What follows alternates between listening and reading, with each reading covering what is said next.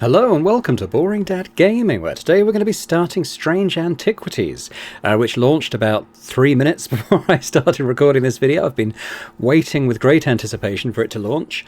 Ever since playing the first game, when it came out, I think it was about 2022, something like that. I played the demo for this a few months ago now. I think you can actually continue your demo progress for anyone who did play that and is also looking to jump into this full version. But I'm going to start a new game because, as I said, it was several months ago. I'm not going to expect that everyone watching this also saw that, although hopefully some did. Yeah, let's dive straight into new game. This was just my test file. What? That was saying day 2 before. I don't quite get what's going here. Let's just clear those saves. I don't know quite what they relate to. Let's just start a new game. As a thaumaturge's apprentice, there is a lot to learn. Every object must be treated with care, and it is important to identify the harmful from the harmless, the potent from the mild. It was only supposed to be a temporary arrangement when Eli left the shop, Strange Antiquities, in my hands. None of us knew that by then the pendulum was already swinging, with a terrible certainty that could not be stopped. The ravens were an omen. A circling unkindness of black wings and cheerless cries that seemed, even then, to signal the start of a rising dread. Ominous.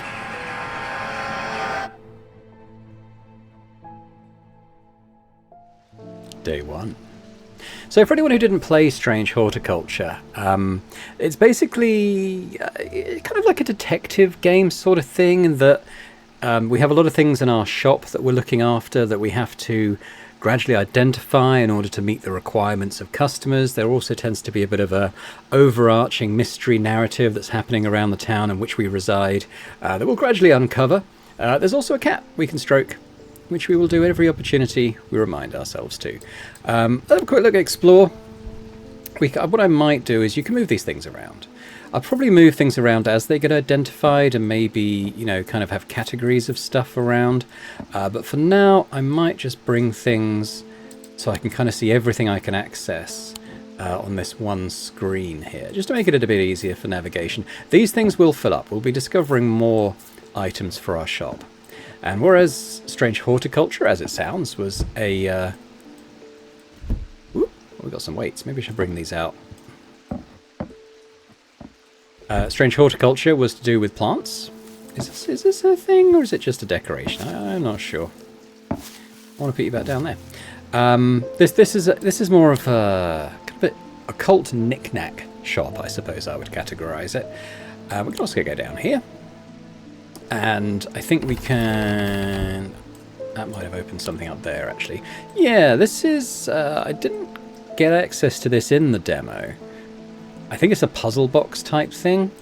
Let's just put it away for now. What else have we got around the place?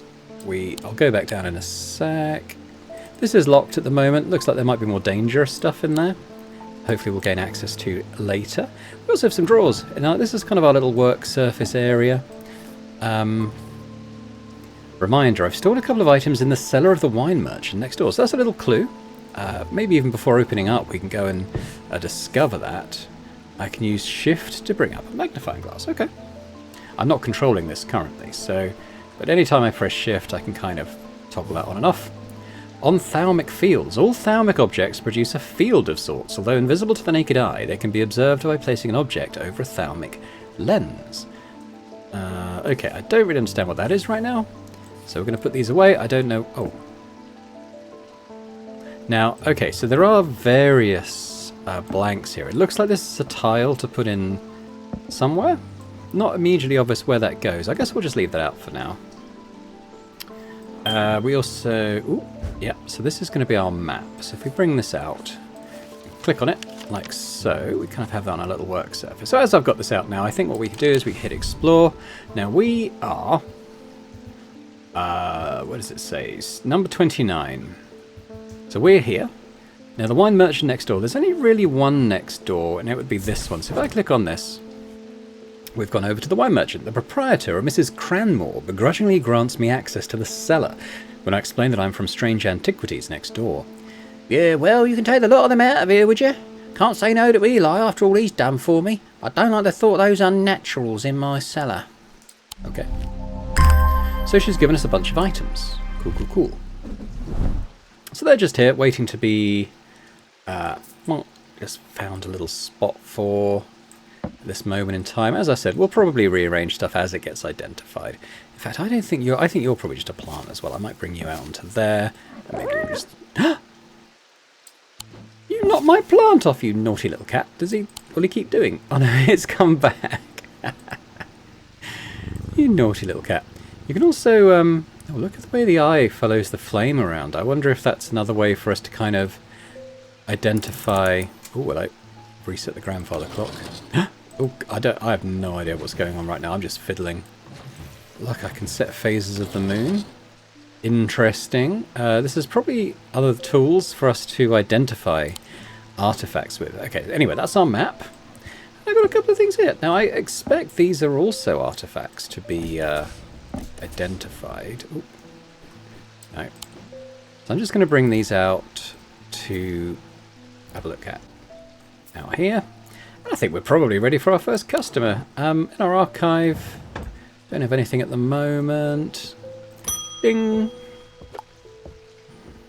Eli, I've been called away to assist in an urgent matter in Ravenglass and must leave at once.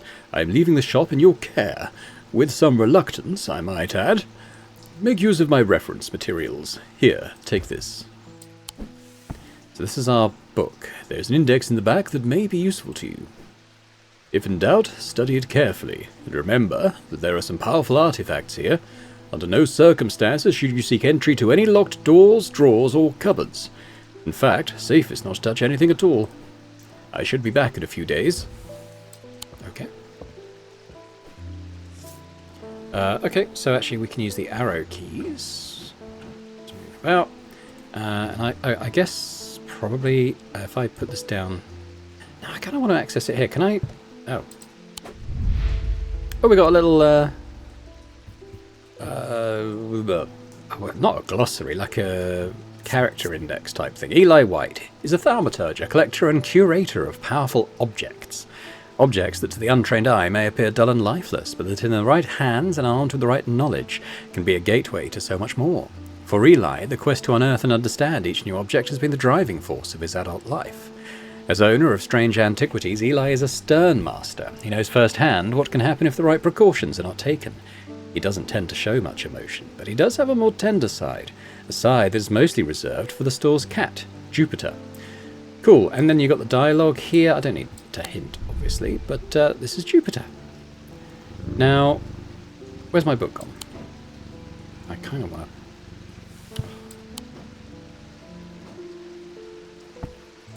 Ah, right click, so I can... Oh. Ah, yeah. Okay, cool. Okay, so at the end we've got like some key words and names of stuff.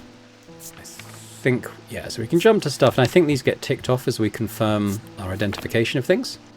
So let's put that away for now. I'll just, we'll have that just over there. Okay, first customer. Thomas Pope. Congratulations! Today's the day you meet the great Thomas Pope. That's me. I'm a man of two loves, fresh mountain air and a little white dog called Hamish. But I reserve some room for laughter among friends and shops with cats in them. If you would be so kind, I'm looking for a replacement for my hunter's boon. Okay, so we have to find a hunter's boon. I cannot remember anything from the demo, so we're just going to look for stuff. So is it... Yeah, it actually is something labelled as such. Hunter's Boon is a primitive item. They grant the power of the predator, enhancing perception and agility. They are made from trophies taken from slain beasts, with those from the deadliest predators being the most prized. They are simple items without embellishment. So a simple item probably from a predatory beast. I mean, if we look among our shelves, this one leaps out to me. Let's have a look at this. So if you kind of... We're looking for colour and composition at the moment. So it'll tell us yellow-brown... Sort of a yellowy white colour, ivory perhaps even. To touch it, it's smooth with hard ridges. Scent and sound, nothing to remark. It's not producing any sound. Inner perception gives a sensation of power. That's cool. If I can bring up my magnifying glass as well. if that were needed. Hello, Thomas. Let's put that away. How do I move out again? There we go. So yeah, if I look back in here, doesn't really go into too much details beyond that. I mean, I'm pretty sure it is that tooth. So if I pop it in here,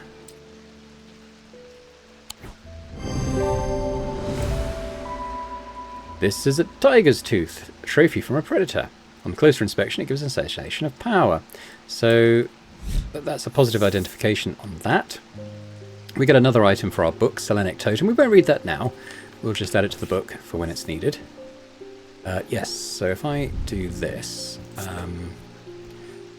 so for identified ones, maybe we'll have, you know, sort of a green label, and we'll call it that. You can change the shape. I'm not going to get hugely into this. Oh my god, I mean, maybe that will make sense to do at a later date, but for now I think we'll just keep things simple on the labels. Yeah,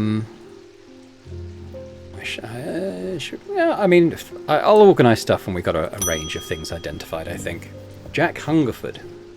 The nights are drawing in again. Dark shadows hide dark deeds, or so my father always used to say. Seems like the shadows have grown darker since he passed 2 winters gone. Creeping dark is set up in my house. I'm told the shadow hold will draw it out. Okay. Refer back to our book. The shadow hold, here it is. That's good. A shadow hold, or Oshadic vessel, is a container of any kind, sometimes a jar or a bottle or some sort of box. It can be used to contain an Oshadic spirit, the manifestation known as creeping dark, pulling it from the shadows like poison from a wound. They are decorated with an elaborate design called a shadow catcher. And it's this kind of circular, Celtic almost type symbol. Let's pop that away for now. Let's see what we've got that can kind of fill that. And I'm looking at this, for example. Anything else we have that's kind of like a container type thing? And there's that bottle, but I wouldn't say that's the right symbol. I mean, to me, it would seem to be this, no? Yep. Again, we've got another page for our book. No, that's fine. I don't mind doing the labels. So let's, yeah, so again, we'll make this green. We'll call it Shadowhold. I won't go through the book and make guesses yet. We'll get to stuff as the customers kind of request it. David Schaefer. Now, what's with all these ravens flying around Undermere today? I can't remember ever seeing anything like it. Not a good day to be the sort who believes in dark omens. Yeah, anyway, a letter for you. Let's have a look. We discovered some papers in a hidden desk drawer in the boatyard last night. Mr. Jones almost threw them in the fire pit, but I asked him to take a look at them first. Or I asked to take a look. That man does like to burn things. They look old. Maybe there's nothing of much use here, but I thought of you when I came across an entry on the Shin. Charlie Weathers. Boatyard. Jones, Weathers, Boatyard. Okay, so let's have a look at our map. 8 is the boatyard. Just seeing if there's anything else. That would seem to be it. Okay, so where's number 8? That's... Oh, I'm putting that away. Hang on, let's bring that back out. So, number 8, boatyard. The yard has seen better days. A mess of broken and rotten timber covers most of the outdoor space that isn't taken up by upturned boats, slowly being claimed by the weeds. In the middle of all this, a man looks up from repairing a small rowing boat. "Oh, you must be from Strange Antiquities," he says with a smile. He takes me into the dilapidated office, where 2 metal buckets collect drips of brown water, and a thin window pane rattles with every footstep. He pulls a sheaf of browned papers out of a desk drawer and places them gently in my hands. Okay. So we got a sleep vessel and something else. Apparently as an afterthought and somewhat reluctantly, the man gives me something else as I'm leaving. "I've no use for it," he says. "Don't even know what it's for." Okay, so he's given us an item from our shop there. That's cool. So that just appears there. Let's just pop it there for now.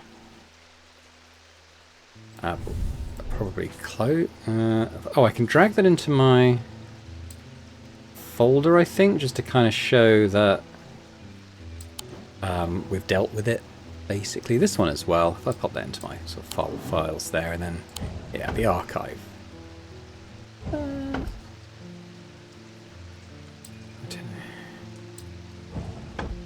don't know about that Thalmic thing, we'll just keep it there for now.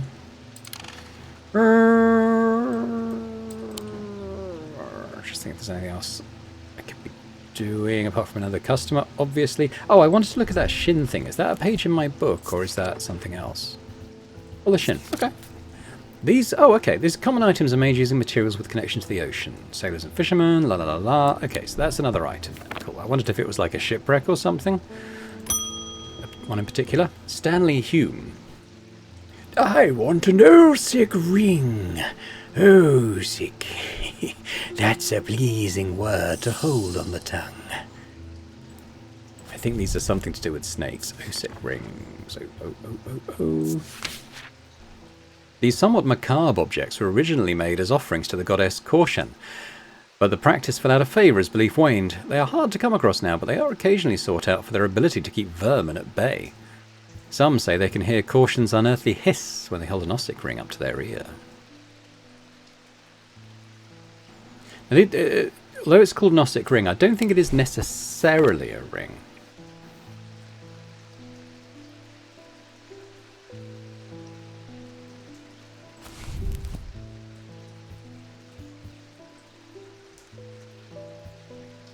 So we're kind of looking for a hiss. I mean, I can think of that, but I don't think it's that talk.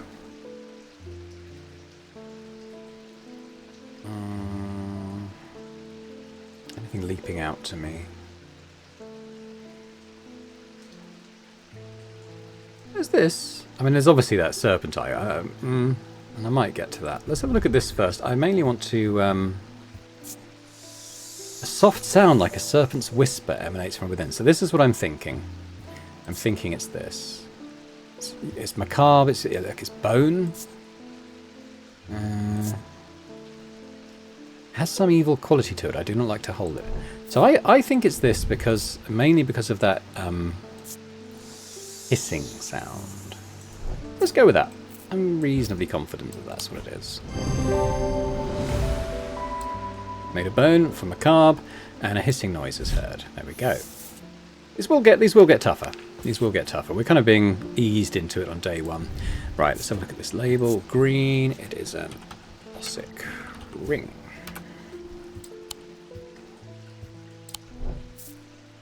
Here we go. Edmund Bishop. Hello, the behaviour of these ravens is disturbing, to say the least. As a rule, they only come together to feed. Ravens are omnivores, carrion eaters mostly, but they'll take anything they can get their talons into. And they'll kill if necessary. I didn't plan on dropping in today, but there's something happening out there, and I'd like to know what.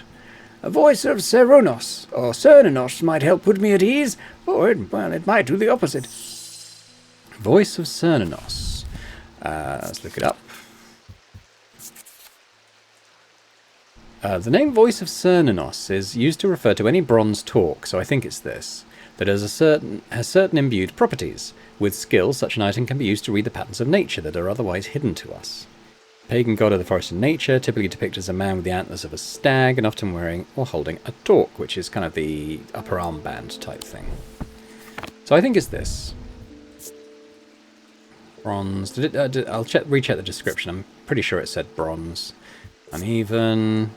Nothing remarkable smell-wise. Nothing remarkable sense-wise.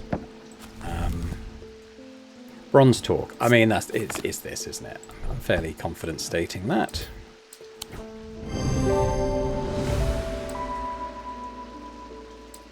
Oh, around the neck. I think they can be on the upper arm or the neck talks. I'm not an expert, though, so, you know. Maybe I'm wrong. Where did that come from? Ah, go away. I'm trying to...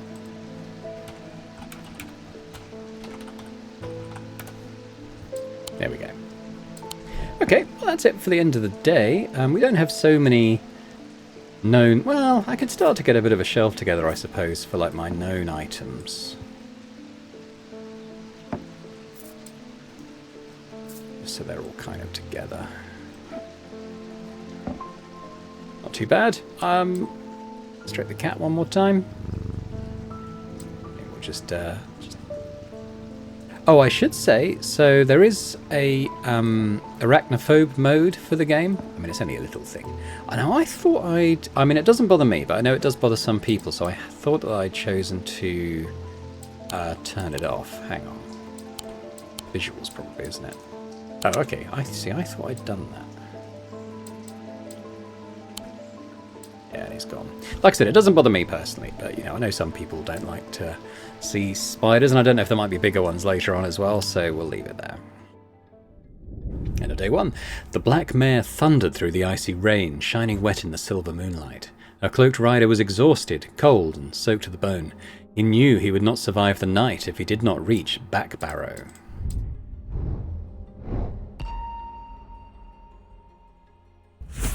Oh, hello. Oh, I kind of forgot this, so we kind of trace out these little shapes. Ooh, what am I doing? What am I doing? Oh, it's, yeah, shackles. An escaped prisoner ran northwest. He hid me in the first building he came to. So this is a little clue where we can find something on the map. And we can do that now before we open up. So we're looking for a prison. The old jail is number 10.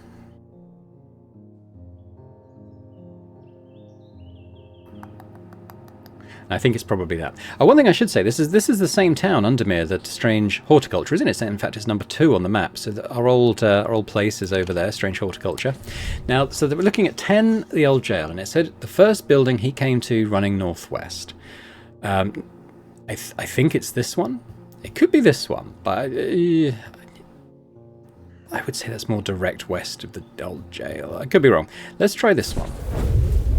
Here we go. So it kind of uses that up. The dilapidated warehouse is dark and imposing, and the struggling flame of my lantern does little to pierce its depths. I slowly search through its contents with a sense of despair, wondering if I'm even in the right place at all, when, suddenly and unexpectedly, I uncover something of value. More relieved than elated, I take the trinket back to the shop for further study and a warm drink. Ooh, that's a bit ominous, isn't it? That's cool. Okay, let's pop you there.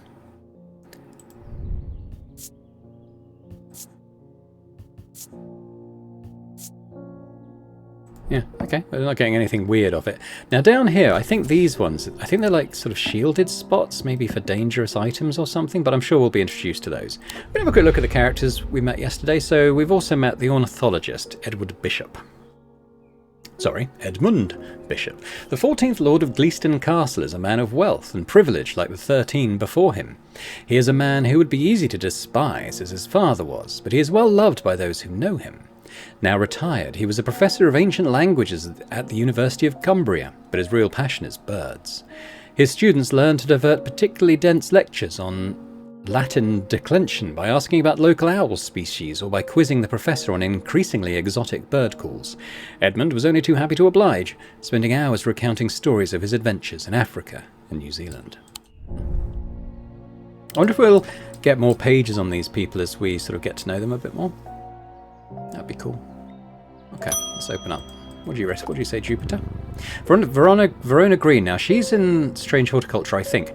Ah, that's just perfect. Undermere fizzes with fear over these ravens, and the thaumaturge has left his apprentice in charge.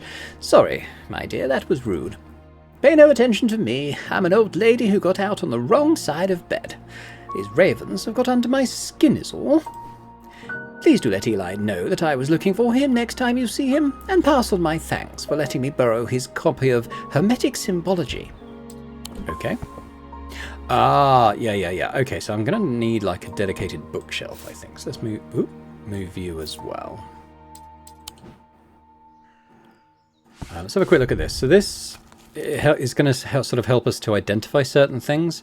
This is talking about thaumic disciplines, celestial, imbuements, elements, materials, planetary matter. There's a lot of stuff going on here, but this is all sort of to help us identify what we're looking for. Let's begin. Tess Sherwood. I feel paralysed. Had no job, no partner, no friends, no prospects. I heard a horn shackle might be the answer. Okay, let's have a look. Horn shackles are used to bring about change in one's life, bestowing the ability to overcome personal demons. In use, the horns are rubbed between one's fingers, causing them to become worn smooth over the years. They can be worn as pendants, but are more commonly totems of some kind. Okay, so we're looking for something with horns and polished because they've been regularly rubbed. This one's got horns. Okay. So the horns feel smooth here. Made of wood, nothing special in those regards.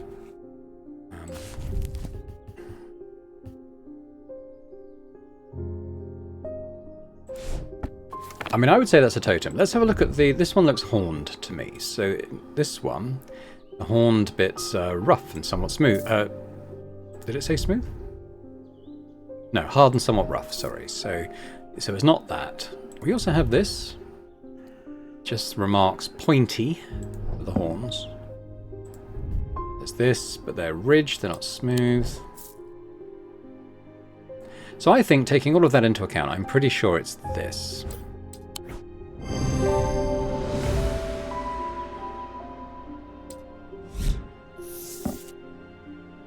Vestiger. Okay, so let's label this.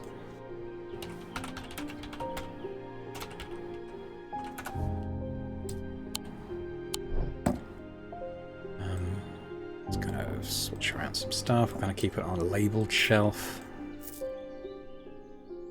Oh, David, what was your voice again?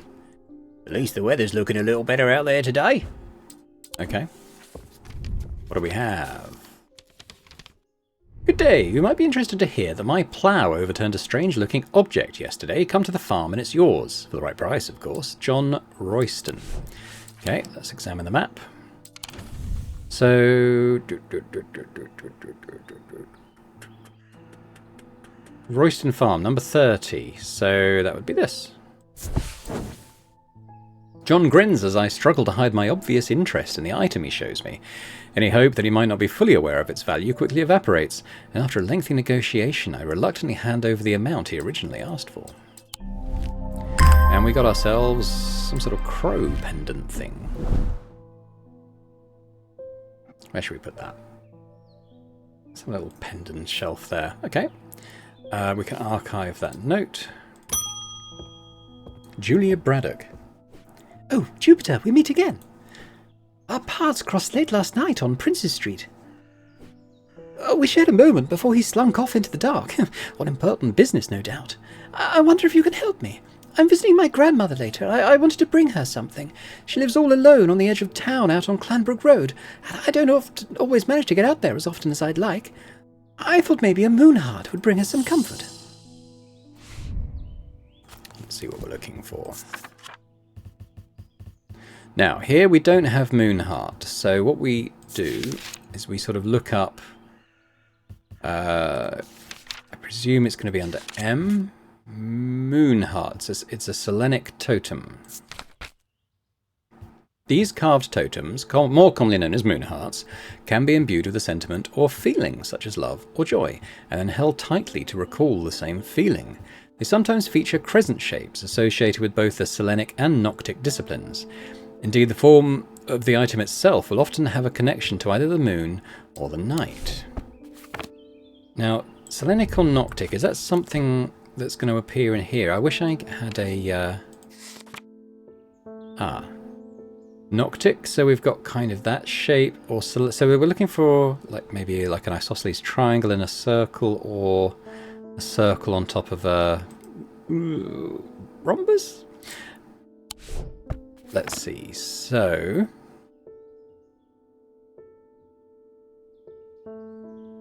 something moon-shaped as well.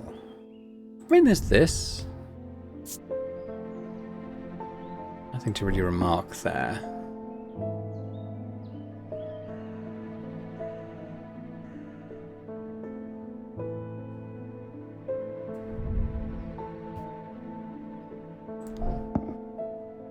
I mean, there's nothing there either.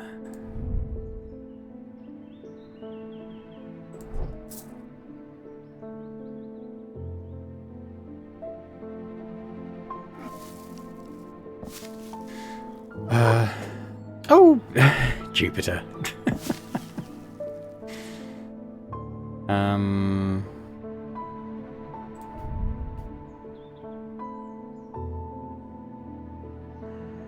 I don't think that's quite it, is it?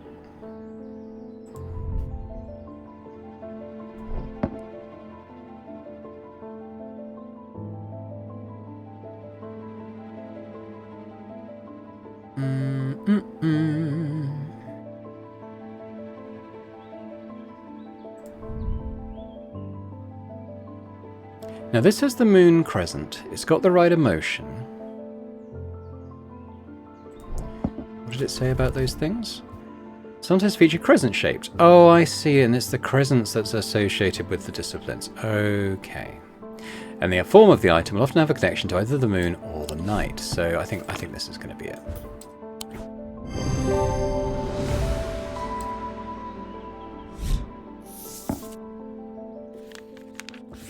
Okay, so let's just remind myself. So Selenic Totem, that's called. Let's pop you over there.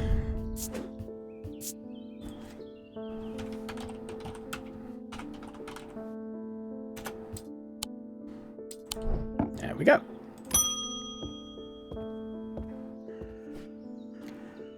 A friend of mine, a former friend I should say, has been stealing jewellery from me. 3 necklaces have gone missing over the past few weeks, including one that was a gift from my late grandmother. Do you have a suitable pendant that I could leave lying out there to find that will teach her a lesson and make sure it never happens again? I need to make a choice here. There are no wrong answers, but my decision will no doubt affect events in motion outside my shop. So I suggested 2 things. We have a binding seed or a leer. So let's have a look what those involve. Is it leer or zia? It's a zia, in fact. Okay, so a binding seed. These items are made of 2 distinct materials, representing the mentic and the wixic, the mind and the body. The winding path, the mind, is described by a spiral encompassing the body, the seed. A binding seed is a form of punishment that amplifies feelings of guilt and shame. I think I actually remember which one this is. It's this one. And a zia, meanwhile, all about the neck to place them close to the heart. These innocent-looking items instill a sense of fear and paranoia. They can be difficult to remove. Zias are made of any single material except wood or clay. They typically have no symbol or other writings upon their surface.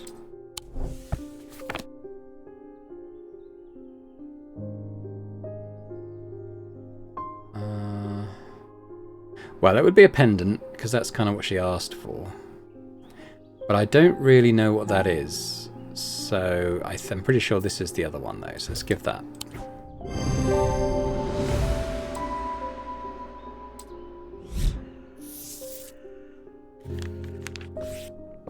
Let's drop this down here, label it.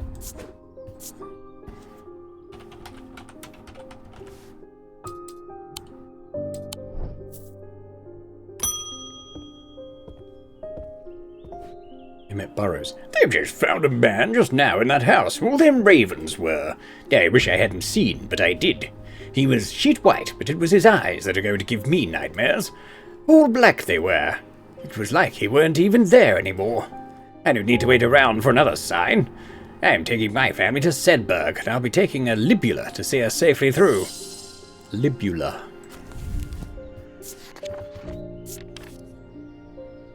Libulae are purported to offer reassurance in times of upheaval and change, but they are not held in high regard by most scholars of the occult.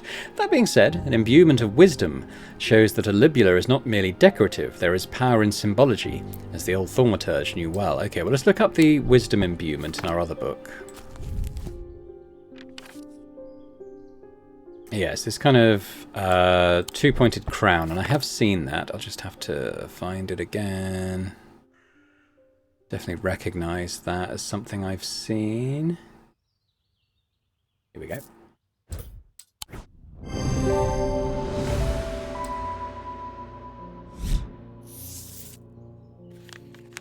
Cool.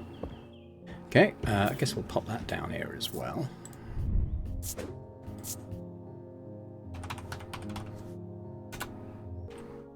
Okay, could check the time of the video. I was going to make it slightly shorter today because I'm hoping to put this out quite soon, actually. In fact, I might tell you what, I might even end it here. It's going to be a bit shorter than upcoming episodes, but just I'd like to get this out as soon as possible, really, as it's out today in my sort of 5 p.m. UK time slot, which is an hour and a half from now as I'm talking.